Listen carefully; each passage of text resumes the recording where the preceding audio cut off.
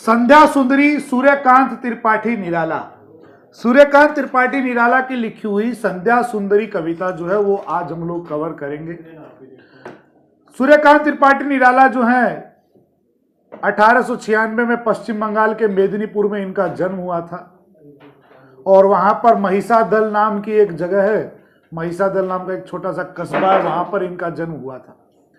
और ये हिंदी साहित्य के इतिहास में अगर देखें तो ये छायावादी कवि माने जाते हैं। तुम लोग बोलोगे कि छायावादी क्या होता है, तो जो हिंदी साहित्य के अलग अलग कवि रहे हैं उनका अलग अलग समय रहा है और लिखने की जो कैटेगरी है उसके हिसाब से कवियों को बांटा गया है कि ये इस प्रगतिवादी कवि है, ये छायावादी कवि है।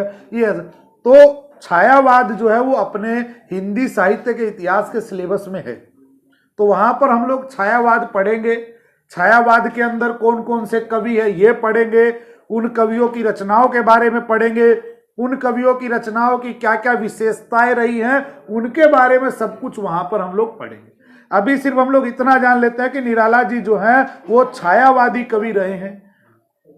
और अब हम लोग आते हैं अपनी कविता संध्या सुंदरी के ऊपर।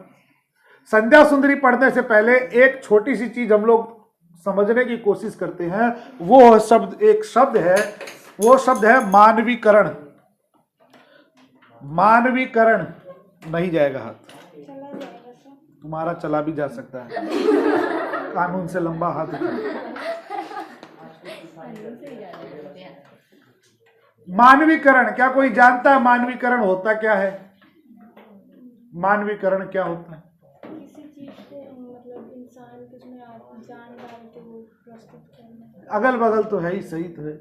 मानवीकरण को अंग्रेजी भाषा में कहते हैं पर्सोनिफिकेशन।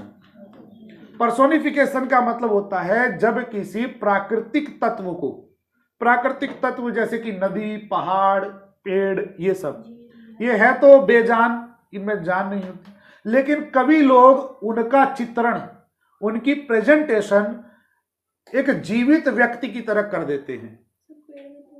पेड़ में जान होती पर वो व्यक्ति तो नहीं होता है ना, लेकिन अगर उसका चित्रण किसी व्यक्ति की तरह कर दिया जाए तो उसको कहते हैं पर्सोनिफिकेशन, मानवीकरण, मानव की तरह उसको दिखाना।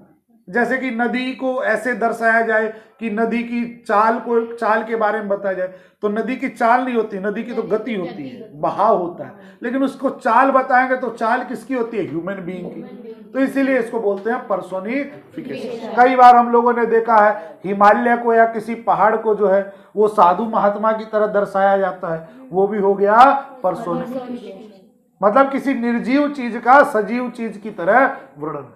तो जो छायावादी कवि रहे हैं, छायावादी कवियों की कविताओं की ये सबसे बड़ी विशेषता रही है कि इन लोगों ने बहुत ज्यादा मानवीकरण किया है, कि अलग अलग चीजों का मानव के रूप में चित्रण किया। ये जो कविता हम लोग पढ़ेंगे संध्या सुंदरी, ये मानवीकरण का सबसे बेहतरीन नमूना है। बेहतरीन नमूना मतलब बेस्ट एग्जाम्पल है ये मानवीकरण का, कि कैसे मानवीकरण होता है, क्या मानवीकरण होता है। तो कविता जो है वो बड़ी सीधी और सरल सी है बोलने के लिए, ना वैसे तो नहीं है। कविता में कवि का कुछ ऐसा हो रहा है कि कवि एक मैदान में मान लो खड़ा हुआ है और समय, शाम का समय होने वाला है, शाम हुई नहीं है, जस्ट होने वाली है। थोड़ा थोड़ा अंधेरा जो है वो चारों तरफ होने वाला है, हुआ नहीं। आसमान की तरफ देखता है तो आसमान काला काला दिखाई दे रहा है, ग्रे कलर का लगभग, और वहां से उसको ऐसा लगता है कि शाम धीरे धीरे ढल रही है, जिसको बोलते हैं शाम ढलना, है ना। तो नॉर्मल सीन में तो शाम ढल रही है, लेकिन कवि को ऐसा प्रतीत होता है मानो कोई सुंदर स्त्री, कोई अप्सरा, कोई परी, प्रिया नहीं, एंजल प्रिया नहीं, असली वाली परी, कोई परी जो है वो आसमान से धरती की ओर आ रही है। कवि उसी का वर्णन यहां पर करता है। नाम ही है संध्या सुंदरी, अर्थात संध्या रूपी सुंदरी, कर्मधारय समास। तो संध्या रूपी सुंदरी मतलब रियल में संध्या है, पर संध्या में किसका रूप दिखाई दे रहा है उसको? सुंदरी का। तो इसीलिए हो गया संध्या रूपी सुंदरी, संध्या सुंदरी। आ रही है संध्या, संध्या मतलब शाम, पर कवि को लगता है कि सुंदरी आ रही है, तो सर इसका टाइटल, इसका शीर्षक ही है संध्या सुंदरी। पढ़ते हैं हम लोग और समझने का प्रयत्न करते हैं, सिर्फ प्रयत्न ही कर सकते हैं हम लोग।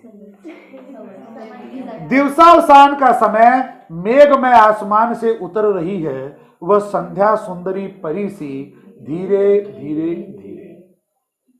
तो कभी जो है वो शाम का समय है, दिवसावसान का मतलब होता है दिवस का अवसान, दिवस का अवसान मतलब दिवस का अंत, समाप्ति मतलब शाम, दिन खत्म हो रहा है। मेघ में आसमान, मेघ मतलब बादल, मैं मतलब भरा हुआ, बादलों से भरा हुआ आसमान है। और कभी जब उस आसमान की तरफ देखता है तो उसको ऐसा प्रतीत होता है कि संध्या सुंदरी एक परी की तरह, एक अप्सरा की तरह आसमान से धरती की ओर धीरे धीरे धीरे आ रही है। तो वही वाला बता रहे वापस से कि असल रियलिटी दो है, इसकी पूरी कविता की दो मीनिंग चलेंगी। एक literal meaning word by word जो शाम हो रही है उसके, और एक जो कवि को दिख रहा है, कवि का अलग ही लेवल पे खेल रहा है और उसको कुछ अलग ही दिखाई दे रहा है। तो एक वो जो कवि को दिखाई या कवि को समझ में आ रहा है, वो दोनों हम लोग कॉन्स्टेंटली दोनों साथ लेकर चलेंगे, एकदम एक साथ में चलता रहेगा। तो दिवसावसान का समय मतलब दिन के अंत होने का समय था।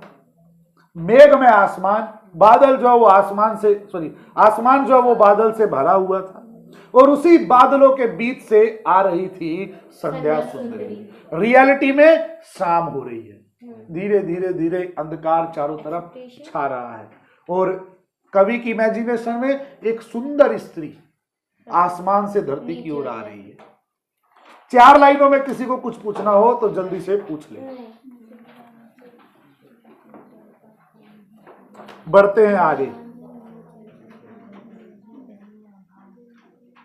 तिमिरांचल में चंचलता का नहीं कहीं आभास।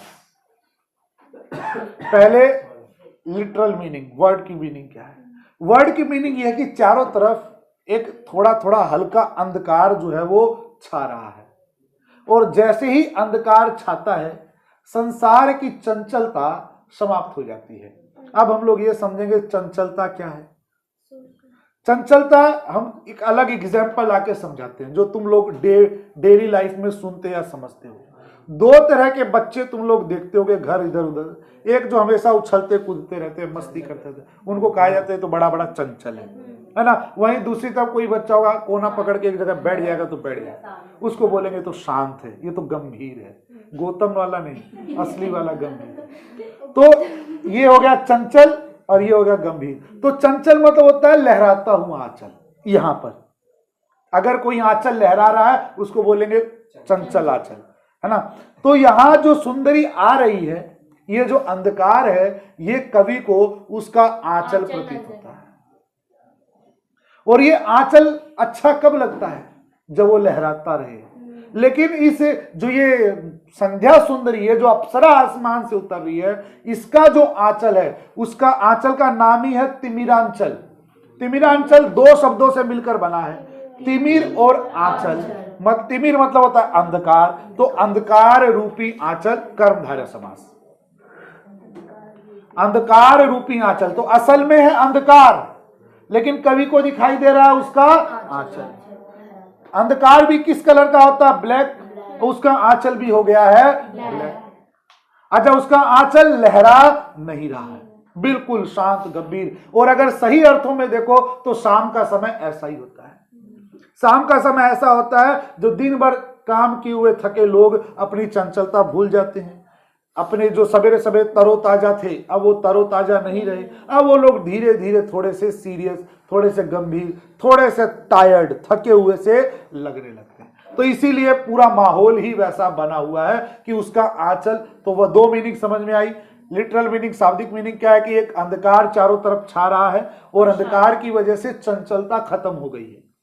कवि को क्या दिखाई दे रहा है? ये जो अप्सरा उतर के आ रही है, इसका एक काला आंचल है जो लहरा नहीं रहा है, बल्कि बहुत ज्यादा गंभीर है, बहुत ज्यादा सीरियस है, बहुत ज्यादा शांत आंचल है वो। एक लाइन समझ में आई हो तो बोलो। आभास मतलब होता है एहसास, मतलब उसके आंचल में कहीं भी चंचलता नहीं। मधुर मधुर है दोनों उसके अधर। इस जो ये अप्सरा उतर के आ रही है, इसके दो होठ भी हैं, दोनों ही मधुर हैं। मधुर मतलब अच्छे हैं। अच्छा, ये तो हो गई कवि की कल्पना।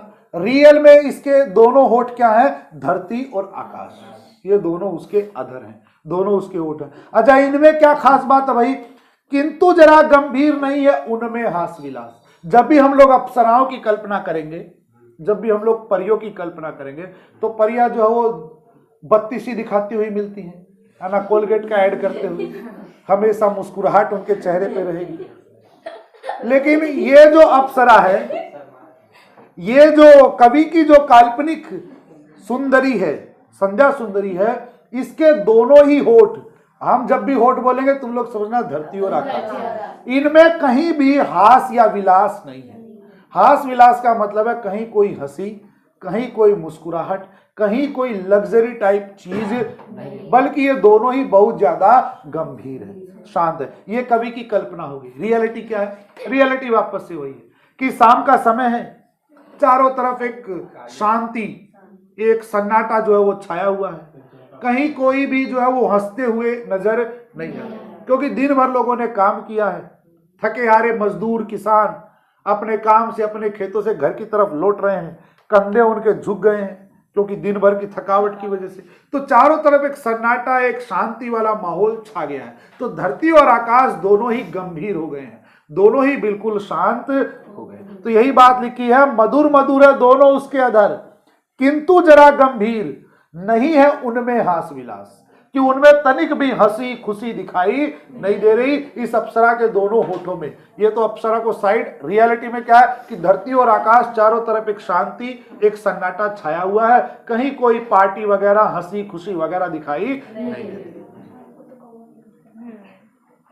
हंसता है तो केवल तारा एक। शाम का समय, रियलिटी क्या है? कभी आसमान की तरफ देखता है, चारों तरफ सन्नाटा, धरती आकाश में सन्नाटा छाया हुआ है, बादल से आसमान भरा हुआ है और एक अंधकार धीरे धीरे धरती की ओर उतर रहा है, जिसको उसमें उसको संध्या सुंदरी दिखाई दे गई थी। पूरे चीज में कहीं भी कोई चमक, कहीं भी कोई हंसी, कहीं कोई खुशी नहीं है। सिर्फ एक जगह उसको खुशी या चमक दिखाई देती है, वो है आसमान में एक तारा चमक रहा है। रियलिटी ये है। कवि की कल्पना में यह है कि संध्या सुंदरी के जो केस हैं, जो बाल हैं, उन बालों में उसने एक चमकदार तारा जो है वो बालों में जड़ा हुआ है, जो उसके काले काले बालों में चमक रहा है। तो रियलिटी आई समझ में, तारा आसमान में। कवि की कल्पना अभी पीके वो क्या बोल रहा है कि उसके बालों में एक तारा चमक रहा है। हंसता है तो केवल तारा एक, गुथा हुआ घुंघराले काले काले बालों से हृदय राज्य की रानी का वह करता है अभिषेक। तो जैसे ही कवि उस संध्या सुंदरी को देखता है, तो संध्या सुंदरी उसके हृदय पर छा जाती है और अपना हृदय वो उस संध्या सुंदरी को देने के लिए तैयार है। यही कारण है कि वो अपने हृदय राज्य, अगर हृदय उसका एक राज्य मान लिया जाए, तो आज से ये संध्या सुंदरी उसके हृदय की राज्य की रानी बन जाती है। मतलब उसका वहां पर राज्य अभिषेक हो जाता है, मतलब अब से उसके दिल पर उसका ही कब्जा है। वो फिर दिल तोड़ के हंसती हो मेरा करे। तो हृदय राज्य की रानी का वह करता है अभिषेक। इस प्रकार पहली नजर में पहला प्यार हो गया टाइप, वो जैसे उस संध्या सुंदरी को देखता है, उसके हृदय पर उस संध्या सुंदरी का राज हो जाता है। अपना हृदय वो संध्या सुंदरी को सौंप देता है और वो उसके हृदय राज्य की रानी बन जाती है। मतलब रियलिटी क्या? रियलिटी ये कि जो संध्या का ये जो सुंदरता है, ये जो शाम की सुंदरता है, कभी उस सुंदरता पे मोहित हो जाता है। पूरे दिन के टाइम में थके हारे कवि को भी शायद ये संध्या का समय जो है वो अच्छा लगता है, इसीलिए उसका हृदय बार बार इस संध्या समय, इस जो काला अंधियारा चारों तरफ छा रहा है, इसके प्रति आकर्षित होता है। इसीलिए वो इसको अपने हृदय का सबसे फेवरेट, सबसे अच्छा समय मान लेता है। ये है रियलिटी। कल्पना में ये संध्या सुंदरी उसके दिल की जो रानी है वो बन गई। नाच मेरी रानी नाच। अलसता की सी लता किंतु कोमलता की वह कली है।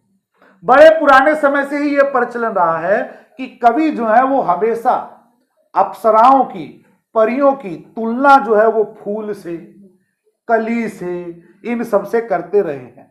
पर ये जो संध्या सुंदरी उतर रही है ये लता के समान है। लता जानते हो क्या होता है? हाँ, लता को क्लाइंबर भी कहते हैं।